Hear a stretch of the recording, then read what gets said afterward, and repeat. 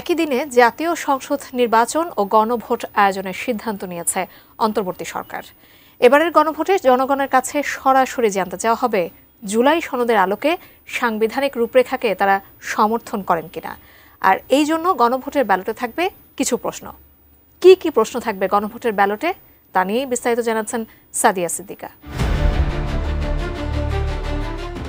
এবার জাতীয় সংসদ নির্বাচন ও গণভোট অনুষ্ঠিত হতে যাচ্ছে একই দিনে, যা দেশের রাজনৈতিক ইতিহাসে এক বিরল ও গুরুত্বপূর্ণ মুহূর্ত।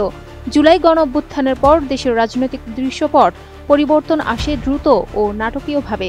অন্তর্বর্তী সরকারের সূচনা, রাজনৈতিক দলগুলোর মধ্যকার সংলাপ এবং শেষ পর্যন্ত জুলাই জাতীয় সনদ তৈরি, সব মিলিয়ে জন্ম নিয়েছে এক নতুন গণতান্ত্রিক রূপরেখা। মঙ্গলবার সকাল 11টায় প্রধান উপদেষ্টার অফিসিয়াল ফেসবুক পেজে প্রকাশিত এক পোস্টে জানানো হয়, জুলাই জাতীয় সনদের প্রস্তাবিত সাংবিধানিক সংস্কারগুলোতে জনগণ হ্যাঁ নাকি না সরাসরি সেই মত দেওয়ার সুযোগ পাচ্ছেন।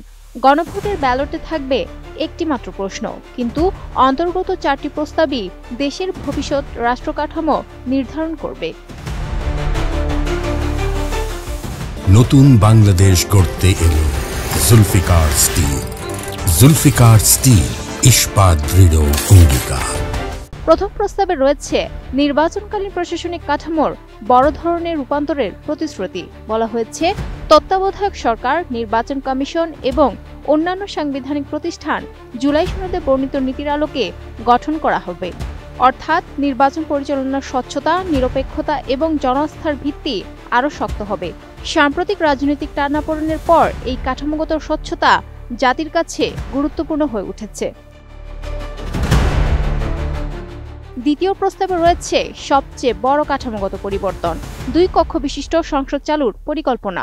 বিদ্যমান নিম্নকক্ষের পাশাপাশি নতুন করে 100 সদস্যের একটি উচ্চকক্ষ গঠিত হবে, যেখানে দলগুলো তাদের প্রাপ্ত জাতীয় ভোটের অনুপাতে প্রতিনিধিত্ব পাবে।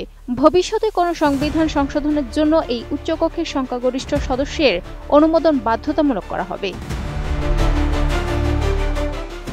তৃতীয় প্রস্তাবটি আরও বিস্তৃত। জুলাই সনদে রাজনৈতিক দলগুলোর ঐকমত্যে গৃহীত 30টি সংস্কার প্রতিশ্রুতি বাস্তবায়নের বাধ্যবাধকতা।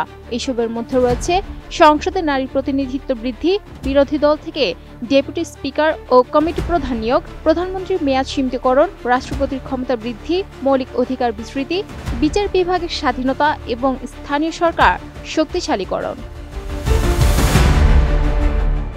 চতুর্থ প্রস্তাবে বলা হচ্ছে, জুলাই সনদে উল্লেখিত অন্যান্য সংস্কার রাজনৈতিক দলগুলোর ঘোষিত প্রতিশ্রুতি অনুযায়ী বাস্তবায়ন করা হবে। অর্থাৎ সংবিধান সংস্কারের এই প্যাকেজ শুধু একটি রাজনৈতিক ইশতেহার নয়, এটি হবে ভবিষ্যৎ প্রজন্মকে বদলে দেওয়ার রাষ্ট্রীয় একটি রূপরেখা। Sadia Siddika, ATN news.